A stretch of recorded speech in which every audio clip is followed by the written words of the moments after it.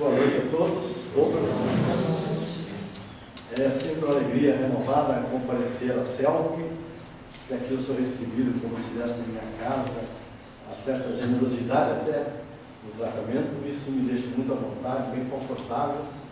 E espero que possamos aqui, então, com a presença de Jesus, nos abençoando, já que nos reunimos em seu nome, trazemos uma reflexão sobre essa lei moral, que é a lei de distribuição, contando sempre com a participação dos espíritos mentores da casa, que devem, com certeza, nos abençoar, nos proteger, nos incluir, para que os trabalhos da noite sejam profícuos, sejam proveitosos, que todo mundo realmente ganhe aqui, estando presente, apreciando essa matéria que é do Livro dos Espíritos, uma das suas leis morais, sabendo nós que as leis morais são complementadas também no Evangelho segundo o Espiritismo.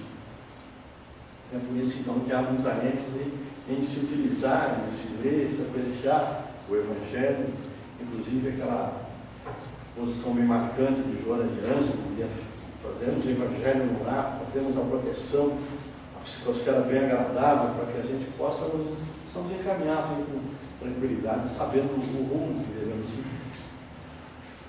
Há com certeza que entre nós, espíritos desencarnados que também comparecem para estudar, porque também eles carecem do aprendizado.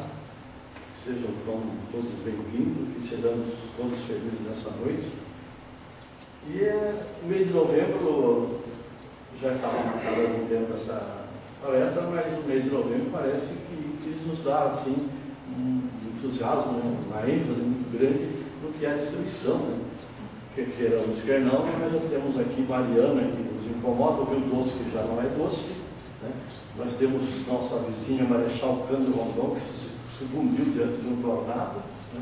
Temos a nossa Paris, né, toda cheia de luz, segundo o Hemingway, mas que foi atacada também pelo Estado Islâmico. Então nós temos várias coisas que são destrutivas, né? E o Allan Kardec, na sua condição de pesquisador, estudioso, de homem culto da época, a primeira coisa que ele pergunta aos espíritos protetores, assim como já havia perguntado na lei de conservação, é se a destruição é uma lei da natureza. Porque alguns ficam atônitos, né, diante dessa possibilidade que Deus, de amor, Deus de bondade, Deus de justiça, pudesse criar uma lei de destruição, uma vez que lei é um preceito normativo que deve ser cumprido, deve ser obedecido. Nós temos na questão 614 do Livro dos Espíritos que estabelece a lei natural, a lei moral, é de Deus, estabelece o que devemos fazer, o que não devemos fazer, e quem não a cumpre sofre infelicidade como consequência. Então, por que Deus assim fez? Na verdade, nós não sabemos e não vamos saber, a não ser num momento de grande evolução de nosso espírito, né? Mas é sim uma lei da natureza, porque é preciso que tudo morra, tudo se destrua, para que tudo renasça, se renove. E aí então os espíritos esclarecem para Kardec: não é bem o que você fala como destruição, mas transformação, porque há uma modificação do estado de coisa. Aquele ser vivo sofreu o fim da sua vida orgânica, sua vida invólucra exterior, os seus elementos componentes são decompostos, retornam à natureza, vão se incorporar novamente a novos corpos e vão fazer novas vidas e vão continuar. Então é muito comum, dentro dessa informação, a gente se recordar da lição de Lavoisier, aquele célebre químico francês, que, pesquisando sobre o ciclo das águas, constatou que as águas iam, corriam, subiam mar, oceano, congelavam no lado, evaporavam, chovia, a quantidade de água era a mesma. Aí ele fez aquela célebre frase que todos nós aprendemos na escola e repetimos até hoje, né? Na natureza, nada se cria, nada se perde, tudo se transforma. Até alguns fazem, como Eurípides Kiel, faz um estudo e começa a abordar a questão da natureza em relação da sua população, o peso que existe, quanto que é o quilo de cada um dos universos, que não vai mudar. A estrutura está ali, o que morre é um corpo, mas que é reaproveitado. Então há uma transformação. E isso é preciso.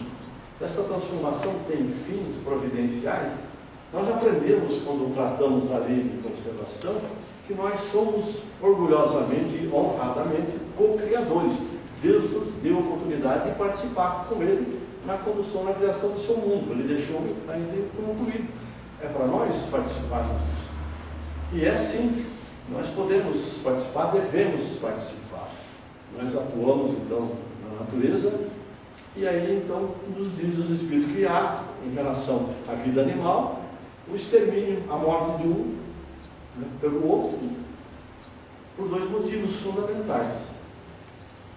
O primeiro é utilizar o invólucro, o despojo do animal morto, por exemplo, para a nutrição, para dar continuidade à vida, e no outro é para evitar que haja superpopulação, o que causaria desequilíbrio ecológico, problemas consequentemente. Então nós temos essa possibilidade. Sabemos, nós usamos e matamos os animais, deles nos servimos, e já falamos aqui sobre isso quando tratando da lei de conservação, e tem também, com certeza, frutas, verduras, legumes, tudo isso que a gente absorve, que também são seres vivos, né? Embora diferentes, estruturas diferentes, mas faz parte dessa cadeia. Então a gente, vamos vivenciando o mundo, devemos trazer um certo equilíbrio. Eu li certa vez uma matéria na internet, acho que todo mundo vê na internet, e há até uma doença nova, que é o excesso de informação que ela recebeu, né? Uma matéria sobre o Parque de Yellowstone, nos Estados Unidos, porque ali, numa certa época, uns 70 anos mais ou menos, os administradores do parque retiraram os lobos, que lá habitavam também. Eu não sei bem a causa, mas possivelmente pelo espetáculo mais agressivo, de ver lobos atacando o cervo dos outros bichos. Aconteceu que, em razão da retirada dos lobos, os cervos proliferaram, porque acabou o predador natural. Acabou também o medo do que já havia esse predador, e eles começaram a se expor, a andar, pisotear comer toda a grama, comer casca de árvore, entrar em mananciais, causar problema, até que chegou o momento que eles resolveram trazer os lobos de volta. Trouxeram os lobos de volta, os castores voltaram, os pássaros voltaram, o rio mudou o curso para o que era, normalizou a vida. Então a gente percebe que há realmente uma necessidade da destruição, e é preciso que seja ordenado.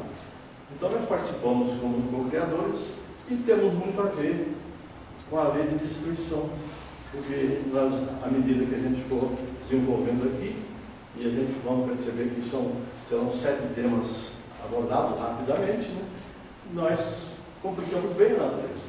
Deus não está muito bem assessorado, mas Ele tem confiança em nós, porque Ele sabe que a gente vai evoluir, e com certeza o mundo vai melhorar. Mas nós vamos ver que grande parte dos dramas, do problema da destruição que existe, tem a ver com a nossa incúria, com a nossa avidez, nossa ganância, essa vontade de ganhar dinheiro, de poder.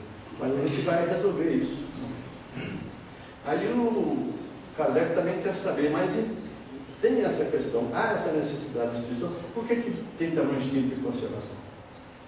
É porque é preciso que a vida transcorra dentro da sua programação normal. Eu já deixei claro aqui da outra vez, e repito aqui, que se nós tivéssemos a oportunidade de nos desligar dessa vida corpórea, vida terrena, para viver a vida espiritual, com certeza nós faríamos isso. Porque é muito mais confortável, muito mais cômodo a vida espiritual do que a nossa vida de provas e expiações. Então é preciso que a vida não seja extinta antes do tempo. É preciso que ela se cumpra. Há uma programação reencarnatória com objetivos bem claros.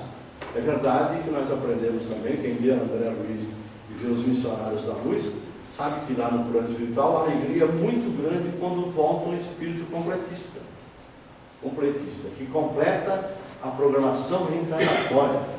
E é justificada a alegria deles, porque são poucos os que conseguem completar. Isso nós vemos lá uma passagem que o Alexandre fala assim: eu estou com medo de voltar à Terra, porque lá dentro da carne eu vou me esquecer desses meus propósitos e posso errar de novo. Então nós temos que tomar cuidado, né, para trabalharmos a nossa programação reencarnatória, já que a gente não recorda bem o que a gente fez, mas olhando a prática do bem. Jesus é um excelente guia para isso, né? Ele nos ensinou desde sempre o amor. Amor a Deus, amor ao próximo, né? A prática da caridade, que a doutrina espírita tanto prega. Então nós temos um norte.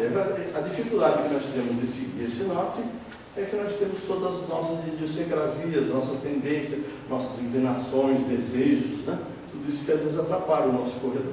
Mas nós vamos sim seguir com tranquilidade e procurar melhorar o nosso mundo, porque afinal de contas, como sabemos todos, já está se preparando para ser um planeta de regeneração, onde, embora não seja ainda muito evoluído, haverá uma pausa, uma paz, uma tranquilidade, para a gente poder ter um refrigério para se preparar para a evolução, onde o bem vai predominar.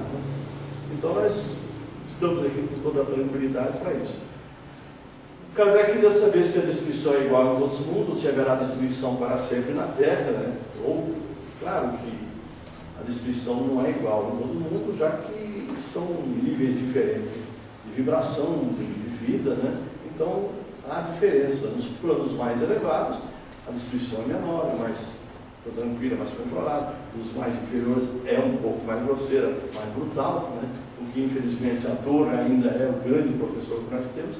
E assim a gente tem condição de tocar a nossa vida aqui, sabendo que há uma possibilidade de melhora. E é outra coisa que o Kardec procura saber. Se há essa questão toda, se há uma destruição como necessidade, a gente tem poder ilimitado sobre os animais? Podemos matá-los à vontade?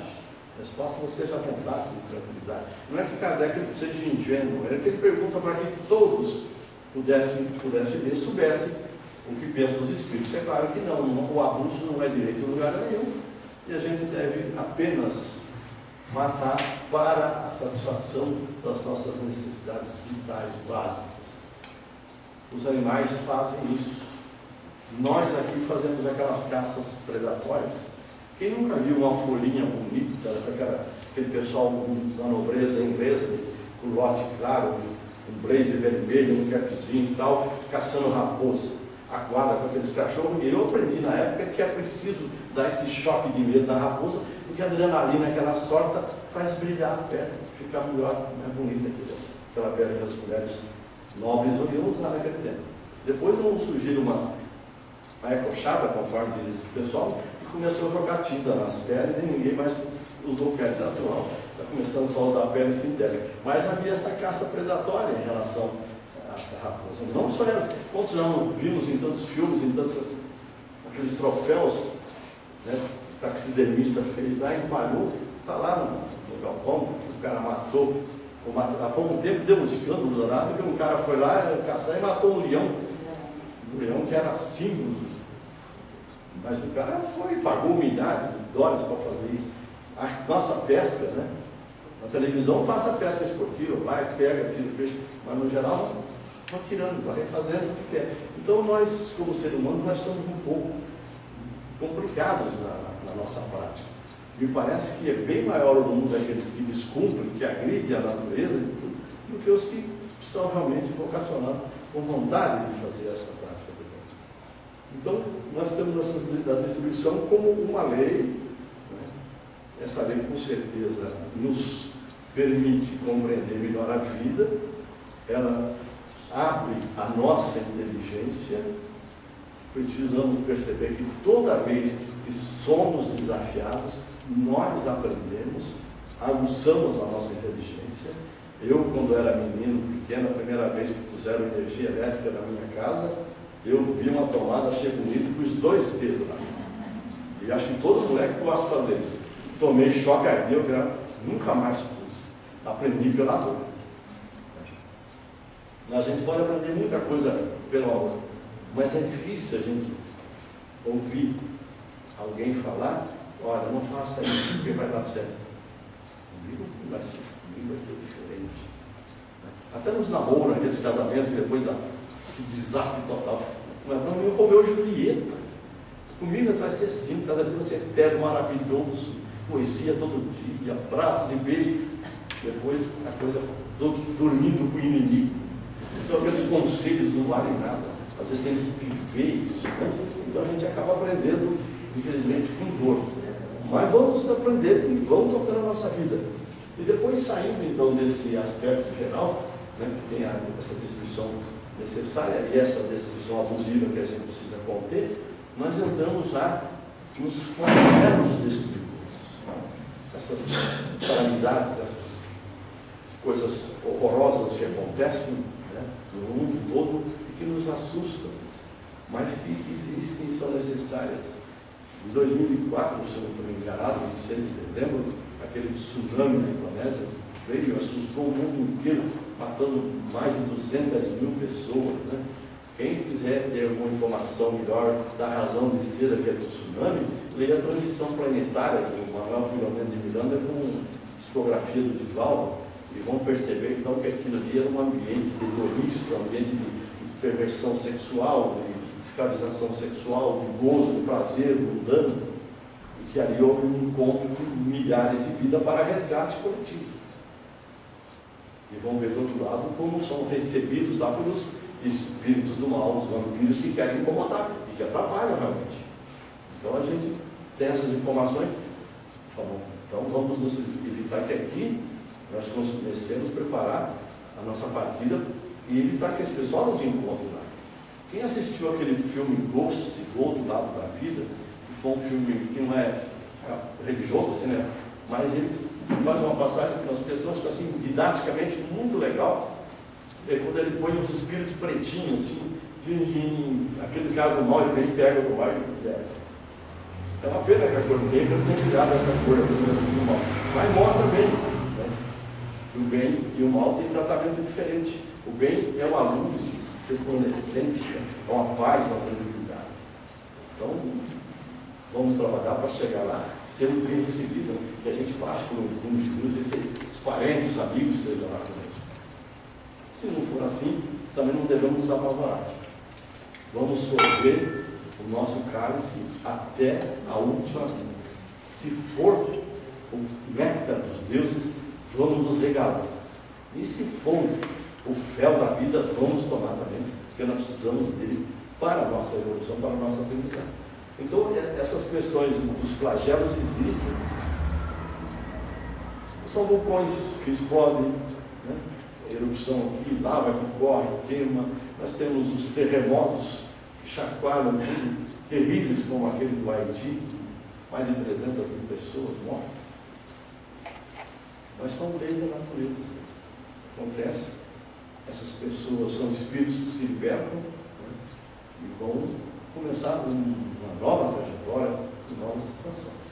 Nós lembramos sempre dessa hipótese do Haiti, a nossa saudosa Zilda Arnes, né, que é uma médica bastante humana, e teve um trabalho fantástico na pastoral da criança, atendendo a mortalidade infantil, ajudando muito isso. E ela foi lá também pregar e ensinar o seu trabalho, e foi lá que era o seu ponto de despedida. Nós tivemos há pouco tempo aqui no nosso Chile, o caboclo ali, um vulcão, aquela cinza que espalharam pelo mundo todo, os voos que não vão, todo mundo preocupado. Então tudo isso existe, mas são coisas que a natureza precisa sofrer. Os espíritos falam que se não é um castigo, como pergunta lá em Kardec, mas é uma forma de impulsionar a mudança da natureza, a mudança de nós todos, porque, no contrário, coisas que demorariam um século para serem feitas, são realizadas em anos. A natureza não dá salto, mas parece que é um salto qualitativo. Sim? Ela pode aprimorar, pode melhorar, justamente com esses acontecimentos, né? Esses flagelos que são terríveis, assim, e que nós vemos sempre na televisão, no jornal, e sofremos barbaridade com eles, assim como sofremos vendo o que está acontecendo em Mariana, aquela lama que desceu, né, dos rejeitos da Samarco, né, que é propriedade da Guarda do Doce, da PHP, parece, e aquilo desceu e chegou agora ao mar, onde estão fazendo uma contenção lá, para ver se não bagunça demais a natureza. Mas é muito triste ver vidas ceifadas ali, né? todas casas, aquelas pessoas têm histórias, tem a vibração dentro daquele ambiente. Eu morava, já não tem mais, né? E vamos embora. Os peixes que lá estão mortos, toda a fauna fluvial ali. O que vai acontecer? Vai recuperar. Vai, possivelmente surgir mudanças, é possível que até a terra possa se tornar mais fértil ou não, mudanças vão acontecer. Todas as pessoas vão se posicionar, vão precisar de mudança, né? Eu até me lembro assim, de uma historiazinha contada por aquele pastor Cláudio Duarte, não sei se vocês já puderam vê-lo na televisão, ele tem um programinha que se chama Pastor Cheio de Graça, e ele é bem humorista mesmo, mas ele conta uma historiazinha assim, que uma vez um monge budista com os seus discípulos foi numa casinha na periferia ali, na área rural, e viu o que estava acontecendo lá naquela casinha, como é que era a vida dele. Aí, naquela pobreza toda, ele olhou lá e o cara explicou para ele, mas aquela vaquinha aqui, ó, a gente tira o leite dela, faz queijinho, faz leite, vem, e vamos comendo e bebendo. Tá, então aí, ó. Tá bom, tudo bem, obrigado, até logo, um abraço, felicidade, saiu. A hora que chegou a vaquinha estava lá perto dos pinheiros dele, ele falou para o discípulo, divulga essa vaquinha no buraco.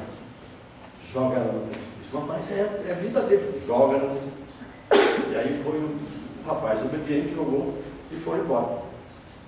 Passado muito tempo, esse menino, que era o discípulo, foi curioso e com um certo remorso de ter sido o autor daquele vaccínio, né, vamos dizer assim. Ele foi lá, foi ver aquela família pedorosa, tudo bem, todo arrumadinho, todo organizadinho, saúde, viçoso.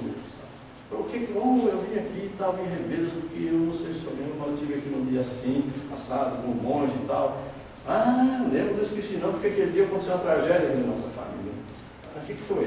Aquela vaquinha nossa que dava leite e tudo morreu, querido. Aí, como é que vocês conseguiram isso? Cara, a coisa apertou, tinha que fazer alguma coisa, não podia morrer de fome. Aí nós começamos a ver que a terra era boa, começamos a plantar, produzir e tal, conseguimos crescer, estamos assim hoje. Então o que é? A gente não podemos nos acomodar, né? Vamos matar esse conforto que nós temos, que é negativo, que não está permitido que a gente se envolva. Nós temos um potencial, vamos voar, né? Vamos sair disso. Então, essa destruição às vezes pode ser uma destruição interessante, né? E aqui eu tenho uma questão que eu achei muito interessante, que eu anotei do Evangelho segundo o Espiritismo, na parte do capítulo 13, que trata de não saiba a vossa mão direita que fez a esquerda, uma informação assim, que nas calamidades, nas grandes calamidades, a caridade se emociona e observam-se impulsos generosos no sentido de reparar os desastres.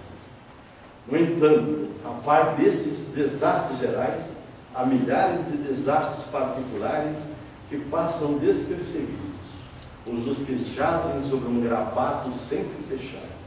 Esses infortúnios discretos e ocultos são os que a verdadeira generosidade sabe descobrir, sem esperar que peçam assistência. Então é uma provocação, porque a gente se envolve muito nessas questões grandiosas, onde há muita divulgação, há muito marketing, e acaba se mandando, vão mandar de uma hora para lá, outra aqui, vão dar roupa, vão dar remédio, vão dar água, e acontece, a gente manda, de vez em quando alguém que está lá trabalhando, cuidando, resolve participar do botim, embolsa alguma coisa, e acontece como aconteceu em Santa Catarina, que aí houve um processo, porque estavam pegando para ele, que era para dar para quem estava flagelado. E isso, infelizmente, acontece até hoje e em todo lugar, né? Afinal de contas, tirar o pão da boca de criança não é difícil, né? Deixar os hospitais a míngua também não é difícil, escola também não é difícil, e alguém usa esse dinheiro para fins próprios. Então, são destruições que ocorrem sem que estejamos dentro da lei, mas que realmente existe, né? Então, nós vemos muito, costumeiramente, que a água, que é sinal de vida, o líquido mais precioso que tem, depois do petróleo, ou será que é primeiro antes do petróleo? Acho que é antes do petróleo, né? Se falar com os bambambam aí, o pessoal das grandes empresas, grande indústria, o petróleo com certeza é o melhor. Por isso que tem tantas guerras, tanta confusão, né? Todo mundo gosta do petróleo porque gera energia. Mas a água é maravilhosa, mas ela pode ser terrível também, porque ela pode fazer alagamentos todo ano, com hora marcada, dia marcado. Em São Paulo, Minas Gerais, Espírito Santo, Paraná, todo lado. e não se modifica esse estado de coisa.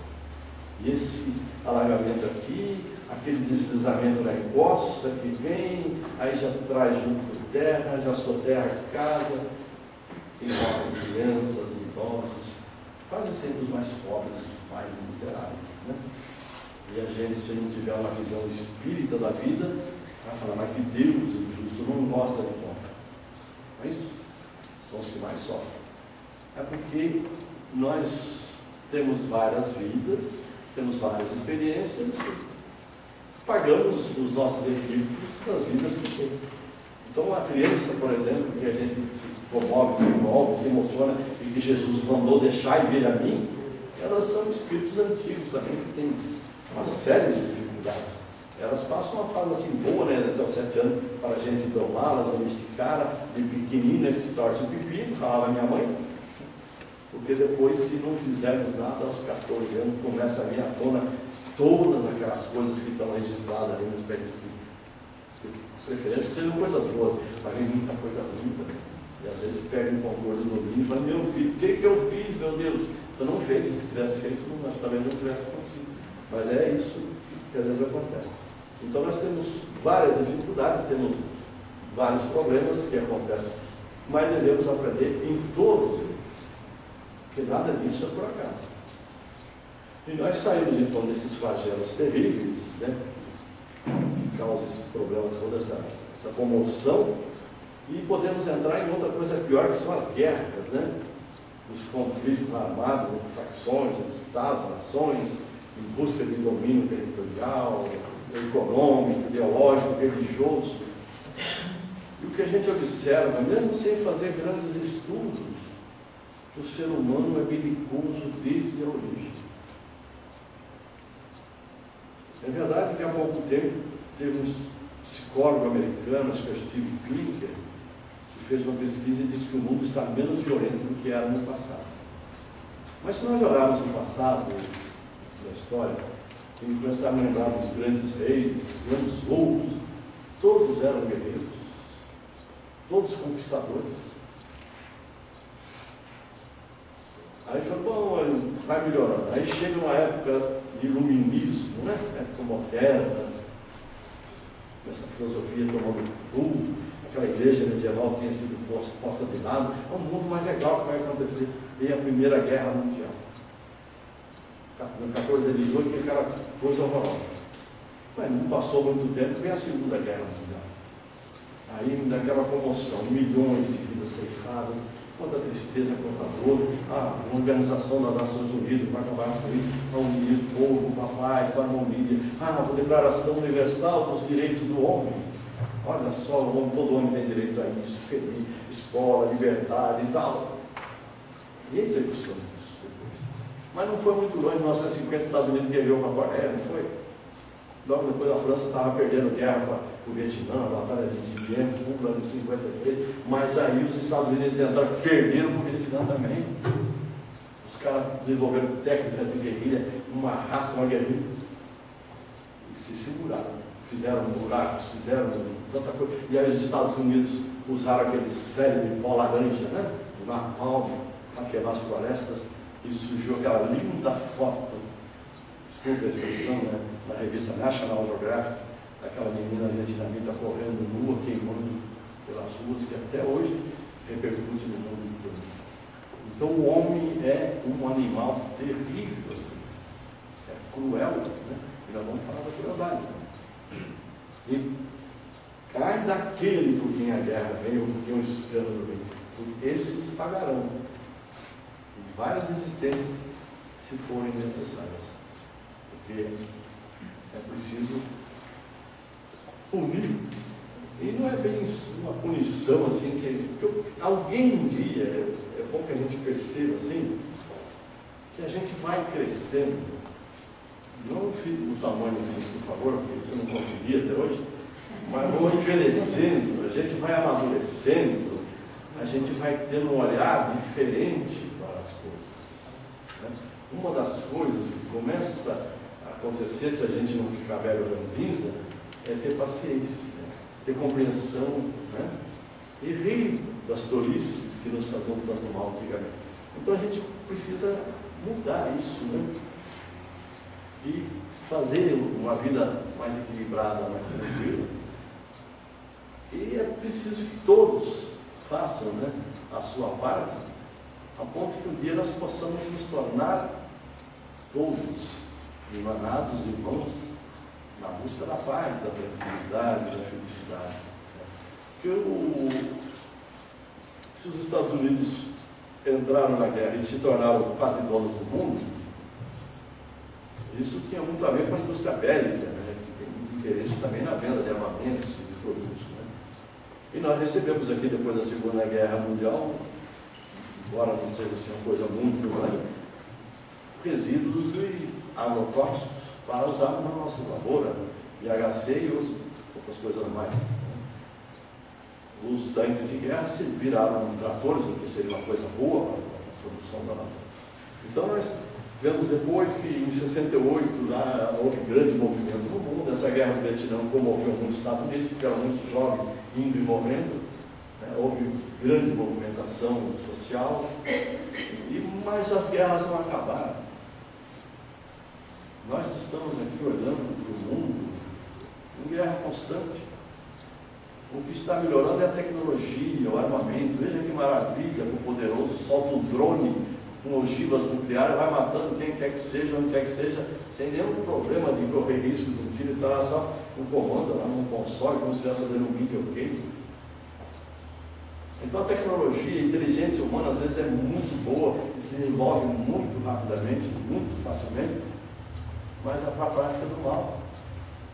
Depois, com certo remorso, é possível que tente trazer isso para a prática do bem. O Von Braun, por exemplo, o cérebro alemão, né, foi levado para os Estados Unidos e lá ele conseguiu desenvolver as duas bombas atômicas que acabaram com Hiroshima e Nagasaki. E já era uma época assim, quase de fim de guerra, já quando estava bambo das pernas. Mas para mostrar mesmo, para valer quem é macho, quem manda nesse negócio, eles soltaram aquilo. E todas as consequências de radiação. Então hoje nós temos aqui no mundo um Iraque que foi invadido sob a alegação de que tinha arma nuclear, e não tinha, mas acabaram no Iraque, entregaram para um aliado americano que matou um monte de gente. Surgiu lá dentro por Nasir um Estado Islâmico, que está aí agora soltando bombas e homens de bomba para todo lado, fazendo o que fez agora na França. E esse fim de semana, quem acompanhou o noticiário viu a Bélgica toda parada, toda fechada por causa de alerta de bombardeio, de uma questão. Ninguém sai de casa, o ônibus não sai, o metrô não funciona, o teatro não funciona, o restaurante não funciona.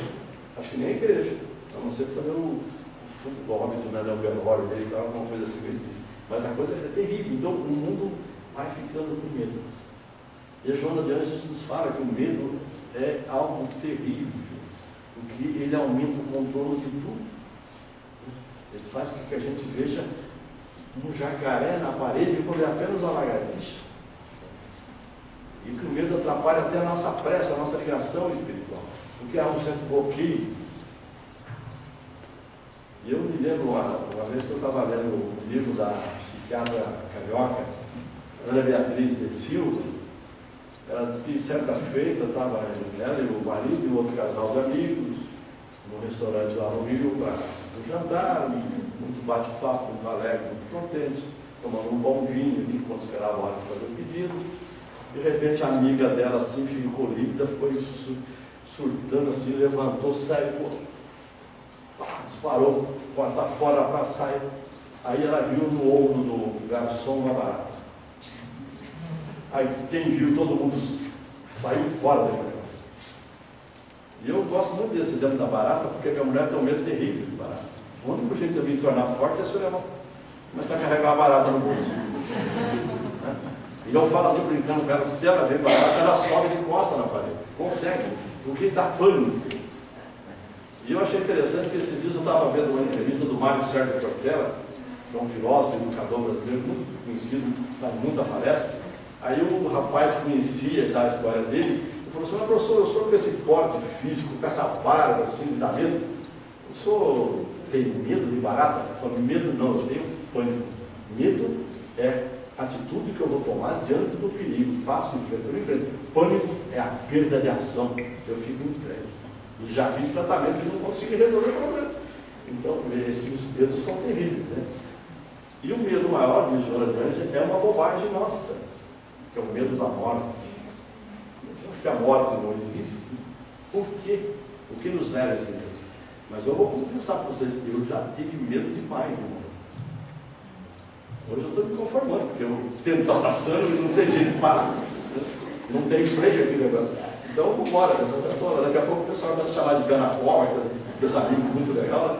Mas vamos embora. Eu só estou tentando me preparar então para ser bem recebido do outro lado. Eu sei que a coisa pode não ser muito agradável, mas eu vou receber o que eu mereço. Então estou contente e feliz com isso. Eu estou conquistando o meu espaço. Espero que seja tudo bem, né? E gozado que os Espíritos falam para o Kardec que a guerra é necessária para atingir a liberdade e o progresso. Aí o Kardec fala, mas que liberdade é essa? Se tem guerra e as pessoas ficam escravas. Eu falo, tudo isso é temporário. As pessoas vão aprender com o tempo e vão se libertar disso. Então, nós temos que saber que as guerras existem porque nós temos uma predominância do instinto animal, né? Temos ambições exageradas, temos vontade de dominar, queremos poder, queremos dinheiro, queremos... Enquanto nós tivermos essas vontades, nós vamos brigar por elas. Que não seja uma guerra tão grande, que seja uma guerra de torcida.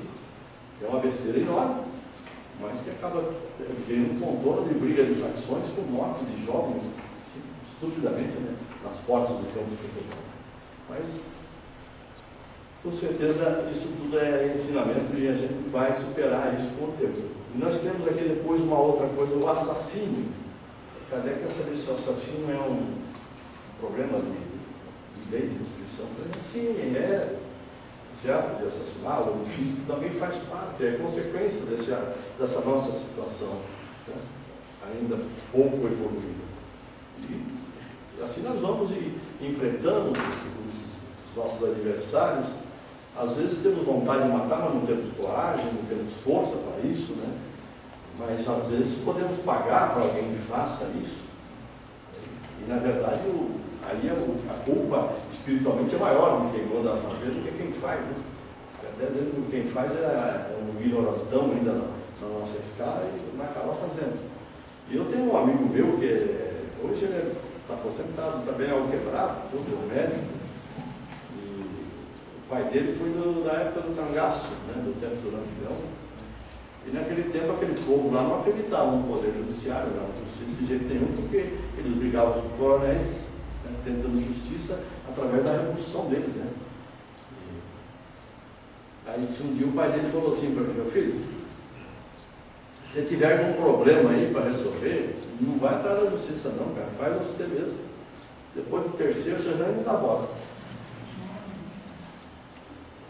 Mas infelizmente eu me tornei médico, só matei, foi na profissão.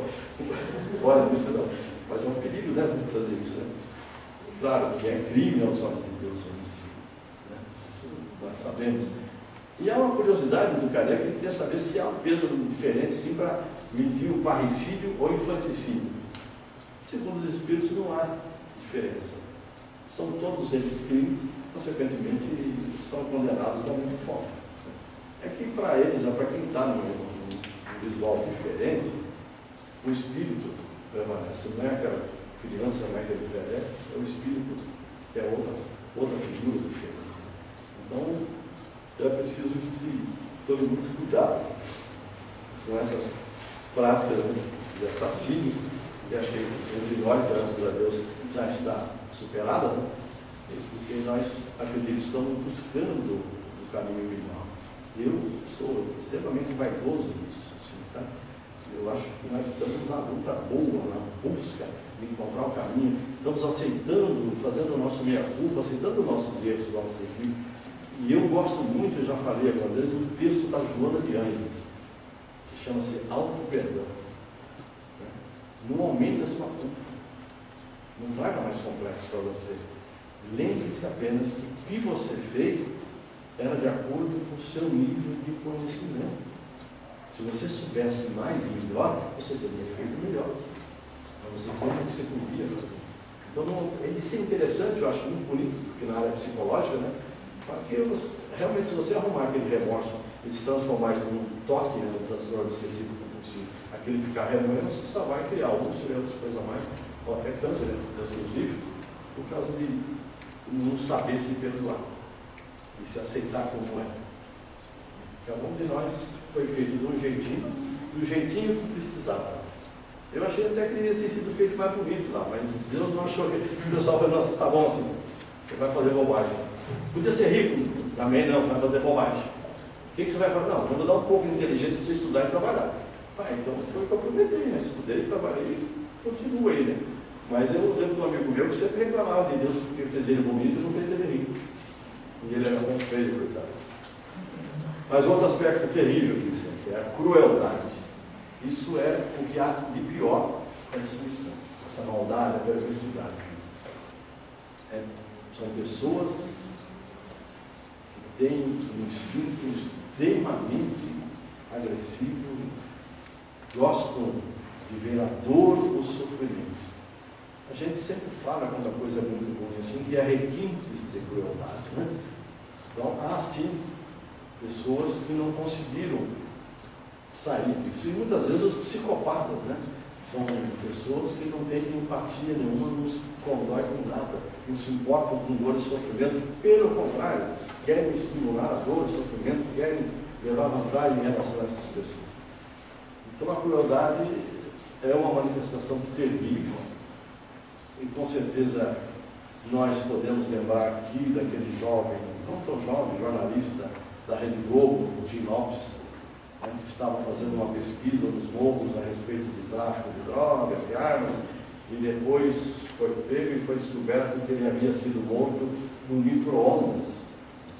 Micro-ondas é um morro, é uma pedra onde eles põem a pessoa amarrada, põem gasolina e põem fogo, queimam vivo. Então isso é um requinte de crueldade. O Estado Islâmico também tem nos mostrado isso pela televisão, pela internet, com muita tranquilidade, degolando pessoas, né? Ou até mesmo pondo fogo em que as pessoas não são. Então, isso são pessoas com um instinto muito baixo, muito animalesco e, com certeza, aqui na minha visão, não estão em condição de continuar no planeta Terra. A Joana de Angeles, um texto de A Grande Transição Planetária, um texto pequeno que ela editou para o Vival, ela fala, né, que esta fase da vida é onde todos os remitentes, os recalcitrantes, todos os endurecidos, receberão uma oportunidade para se redimir, para aceitar as leis divinas e avançar nessa senda, atingindo depois o estado de regeneração. Os que não cumprirem a sua obrigação serão defenestrados, lançados em outros planetas inferiores, e lá eles vão ter um papel interessante, porque eles têm uma certa inteligência e poderão ajudar no plano material. No plano moral, talvez muito difícil, eles vão estar bem envolvidos. Né? Então nós temos que tomar cuidado e seguirmos a nossa vidinha aqui, evitando gestos de perversidade, de maldade, né? As 10 maldadezinhas pequenas que a gente pode fazer. Uma das grandes maldades que tem, que me choca muito, que me incomoda muito, é a tortura, principalmente quando é a polícia que faz com pessoas presas. E eu, certa vez, quando era menino,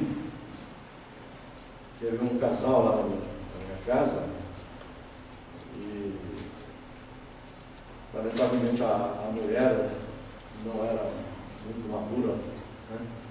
E chegou esbaforida lá com o marido, falando que tinha um vendedor de bilhete aleijado e tinha mexido com ela. O marido dela era amigo da polícia e era botar ele lutador de boxe. Ele saiu naquela época, aquele Jeep 28, que era o preto e branco, era o primeiro Jeep de polícia que teve que manejar. Em pouco tempo chegaram dentro da minha casa lá com esse cara lá. Aí ele perguntou para essa tal de Geni. É esse? É. A primeira coisa que foi dar um tapa. cara caiu, a hora que ele caiu, minha mãe gritou. Vai fazer bagunça na tua cara. Mas depois voltou, se levaram na delegacia, deram no pau. Então são pessoas que não têm sentimento nenhum. São pessoas cruéis. Eu tive um vizinho de parede meia, chamava Adão. Ele era um profissional extremamente competente. Ele pintava carrocerias, mas ele recebia o salário e gastava todo na caixinha. Mataram ele na cadeia. Bom, atos de crueldade. Bom, nós sabemos que tudo isso vai ter consequência, né? Vamos pagar por isso, vamos sofrer por isso, a consciência do dia vai despertar e vamos acertar as contas. Mas é lamentável que a gente tenha que vivenciar tudo isso. Né? Nós tivemos um caso político bem interessante também, foi o Vladimir Herzog, não sei se vocês se lembram, foi um prisioneiro político da época da ditadura militar, e suicidou-se na prisão, e, na verdade, todo mundo ficou sabendo. É claro aquele suicídio que a pessoa tem que ajoelhar para poder se enfocar, senão não consegue apertar o jugular. Mas aí sim, ficou comprovado que ele foi torturado e morto, e amarraram a corda para fazer uma simulação, mas não passou. Né? Mas isso deu uma repercussão terrível contra o governo militar, né? Porque o mundo inteiro se condoeu da posição do Vladimir Herzog, que era um jornalista de destaque, renome, etc. Mas são atos de crueldade que infelizmente existem e que para nós parece tão difícil de acabar. Né? A gente vê notícias na televisão, quase sempre para isso, né? Coisas terríveis, mas tudo bem. E há um outro tópico aqui, que é o chamado duelo, que já é uma coisa um pouco mais superada, né? Que é um tipo de disputa entre duas pessoas, com regramento próprio. Isso era muito comum na idade dos nobres ali, né, na Europa, aquela questão de defender a honra, que nada mais era do que orgulho, vaidade, egoísmo, né? Mas era ofendida na sua honra e ia lá com aquela luva de pelica e batia no rosto do outro. Escolha suas armas, escolha seu padrinho. Aí tinha lá o padrinho, escolhia, vamos fazer uma pistola assim, não, você de espada. Aí ia escolher, ia atrás da igreja normalmente, para pegar conhecendo o dia, e ia lutar. Suicídio ou homicídio, ou ambos. Ele que ia defender sua honra, sabendo que não tinha condição de ganhar o duelo, mas por causa da honra não podia ser deixada de lado, tinha que lavar a honra, vai lá para morrer com um suicídio em potencial. O outro que sabe que é exímio e vai matar, é um homicida, se realiza. Mas isso praticamente acabou, isso é coisa mais do passado. Antigamente no faroeste americano, o povo sabia também que os mocinhos que tomavam espaço, cada um ia dominando mais. Mas é tudo ânsia de matar, de mostrar competência, habilidade, coisa bem humana. Agora, nós podemos vivenciar ainda hoje duelos verbais. Podemos participar disso. Porque nós podemos transformar nossa língua numa arma tão violenta como uma espada, ou como um chicote. Conforme diz o Carvalho Schutt, que Jesus teria usado não o chicote, mas a língua, ao agredir, ao chamá-los a fala, aqueles 100 milhões de tempo. Isso é uma questão de interpretação, né? Mas nós precisamos tomar cuidado com isso. Outra coisa que tem o último capítulo aqui, é um capítulo bastante extenso, que é a pena de morte. Que, segundo os espíritos, será banida da humanidade à medida que ela evoluir. O progresso vai acarretar essa questão. E aí o Kardec falou, mas peraí, a gente não tem dificuldade, medo, algum problema, a gente não pode se proteger, aí a pena de morte, você tem outro meio de se proteger. Não precisa ser a pena de morte. Você pode ter garantia, a prisão é um modo, né? Porque tem, infelizmente, alguns criminosos que não têm cura, pelo menos dos nossos olhos, né? O Divaldo Franco disse certa vez que a pena de morte é uma prova de desamor, é a nossa incapacidade de amar o próximo e de dar condições a ele de se recuperar. Por acreditar ele que o amor é a grande arma para o encaminhamento, para a mudança, né? Para a salvação das pessoas. Mas nem todo mundo pensa assim. Né? Mas o Kardec falou assim, mas não houve uma época no tempo que era necessária essa pena de morte? Ele falou, nunca foi necessário. Isso é ideia de cada um, né? Cada sociedade. Nós hoje, por exemplo, olhamos algumas pessoas, alguns crimes, e ouvimos muitas pessoas falando da necessidade da pena de morte, né? Como se fosse realmente a salvação. É claro que tem muitos países que ainda adotam, né? E o Brasil foi sacudido recentemente com a consequência dessa pena de morte, porque 2 brasileiros, eu acho, não sei se é da Filipinas, que foram traficando drogas nas pranchas de surf, né? E os 2 foram condenados à morte. A Dilma Rousseff, aí no caso, seguindo obrigatoriamente o protocolo, interveio em favor deles para evitar que houvesse pena de morte, morte cometida em prisão. Muita gente falou mal para valer, porque ela está na boca de todos nós, né? Qualquer coisa que ela fizer, eu vou falar mal, né? Isso é a nossa língua aqui, é destruindo reputação. Mas então, lá entrou com droga, é contrabandista, a consequência é a morte. É o que eles fazem. E uma coisa que os espíritos nos falam, nos ensinam, isso é uma ilusão enorme. Porque a morte é simplesmente o corpo. O espírito se liberta e vai viver na erraticidade. Lá ele vai estar às rotas com espíritos que o pai tem sintonia. Vai encontrar espíritos bandidos, espíritos do mal, espíritos que querem vir à terra fazer bagunça. Quantas obsessões ele não vai fazer? Quanto ele não vai perseguir esses que o mataram? Com toda a liberdade de locomoção. Então, para quem conhece a doutrina espírita, mais esse fundamento para evitar enaltecer a pena de morte. A pena de morte, então, vai sair, né? E diz aqui o Allan Kardec que em alguns casos a pena de morte foi imposta em nome de Deus. Isso é um crime em nome de Deus, porque Deus nunca impôs pena de morte. Não é? Na sua posição, né, como Criador, como essa inteligência suprema, com todo o bem que ele nos quer, e as preocupadas em envolver com isso. É o ser humano usando Deus, homem, Deus na sua imagem e semelhança. E nós temos algum assim, eu acho que ainda posso falar um pouquinho, né?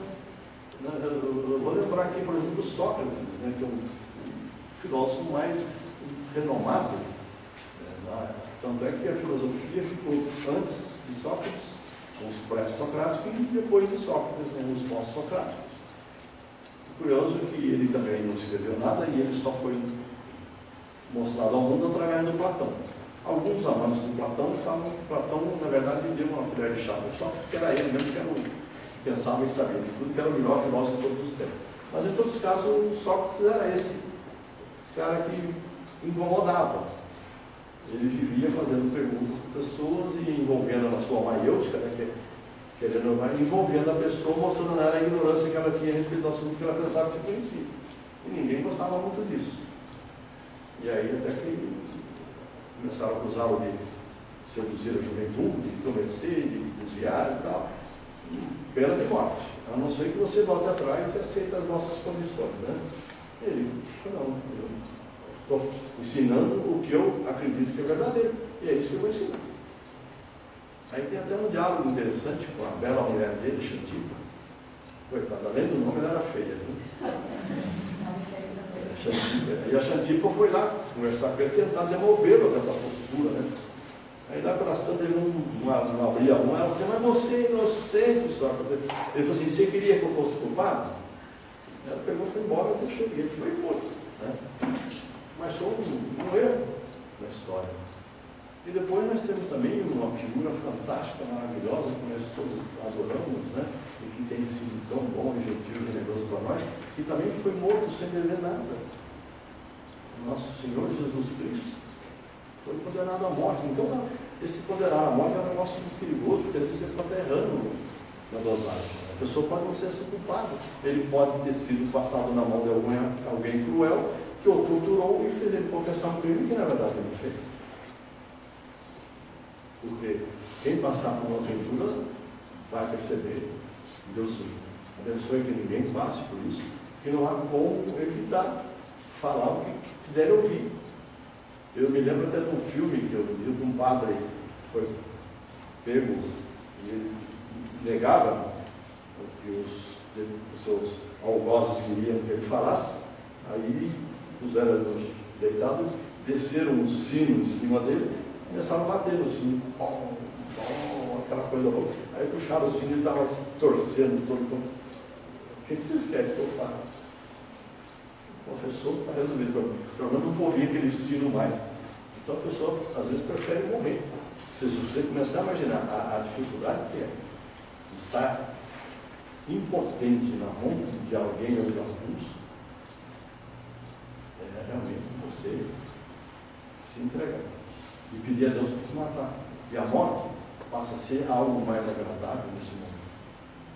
Mesmo que você não saiba, dali saindo você vai para o hospital e vai ter todo o refrigério necessário, todo o atendimento. Mas é a vontade de se livrar da dor e do sofrimento. Então nós temos aí, então, essas situações todas, né? Nós procuramos fazer um voo de passo de prazer.